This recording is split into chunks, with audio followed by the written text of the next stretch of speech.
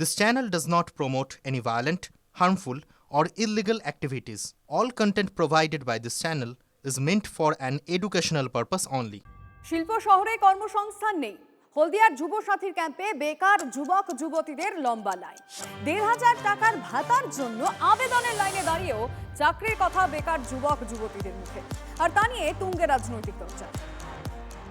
হলদিয়াতে কোনো চাকরি নেই, এখন যা হবে সব খেটে উঠে বাড়িতে, এছাড়া আর কিছু তো নেই। চাকরি নেই হলদিয়াতে, কোথাওই নেই। আর হলদিয়াতে কেন থাকবে? শিল্প শহর তো এখানে কোথায়?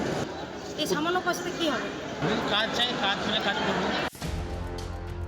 হলদিয়া শিল্পাঞ্চল বলা হয় বাংলার সর্বাধুনিক শিল্প তালুক, বাংলার শিল্পায়নের শোকেস, পেট্রোকেমিক্যাল শিল্পের হাব, সঙ্গে আরও একাধিক শিল্পের কারখানা, সব মিলিয়ে শতাধিক কারখানা। আর সেই হলদিয়া বিধানসভা এলাকাতেই কিনা বেকার ভাতার জন্য প্রথম দিনে আবেদন জমা পড়েছে 1000-এরও বেশি। বাজেটে বেকার যুবক যুবতীদের জন্য মাসে ১,৫০০ টাকা ভাতার কথা ঘোষণা করেছে রাজ্য সরকার। রবিবার থেকে শুরু হয়েছে তার জন্য নাম নথিভুক্ত করার ক্যাম্প। আর শিল্প শহর হলদিয়ায় সেই সব ক্যাম্পে যুব সাথী প্রকল্পের সুবিধা পেতে পড়েছে লম্বা লাইন। আবেদনকারীদের দাবি, নামেই শিল্প শহর হলদিয়া, কিন্তু স্থানীয়দের জন্য কোনো কর্মসংস্থান সেখানে নেই। নন্দীগ্রামের লোক চাকরি পাচ্ছে, কাঁথির লোক চাকরি পাচ্ছে, ইউপি, ঝাড়খণ্ড, উত্তরপ্রদেশ, বিহার, আমাদের খেজুরি, আমাদের লোকাল হলদিয়ার লোকের কাজ নেই। তৃণমূল সরকারের প্রকল্পই স্পষ্ট করে দিচ্ছে রাজ্যের কর্মসংস্থানের বেআবুরু ছবিটা।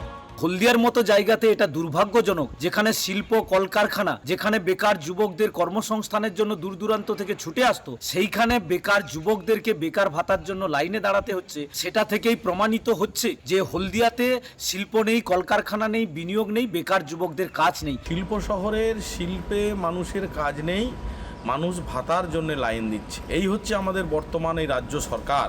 এই হলদিয়ার মানুষ শিল্পাঞ্চল ছেড়ে বিদেশে পাড়ি দিচ্ছে কাজের জন্য।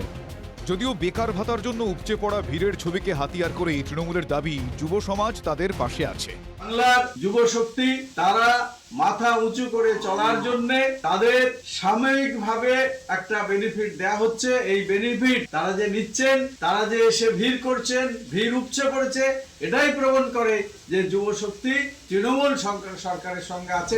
বাংলায় শিল্পাঞ্চলের দুর্দশা কোন জায়গায় পৌঁছেছে চোখে আঙুল দিয়ে দেখিয়ে দিচ্ছে হলদিয়ার এই ছবি, যেখানে শিল্প শহরের শিক্ষিত যুবক যুবতীরা চাকরি না পেয়ে সামান্য ভাতার জন্য হুড়োহুড়ি করছেন। গত বিধানসভা নির্বাচনে হলদিয়ায় জয়ী হয়েছিল বিজেপি, লোকসভা ভোটেও এগিয়েছিল বিজেপি। সামনে আরেকটি বিধানসভা নির্বাচন, সেই ভোটে কি তৃণমূলের পক্ষে খেলা ঘোরাবে এই যুব সাথী প্রকল্প? কনিষ্ক মাইতির রিপোর্ট, TV9 বাংলা।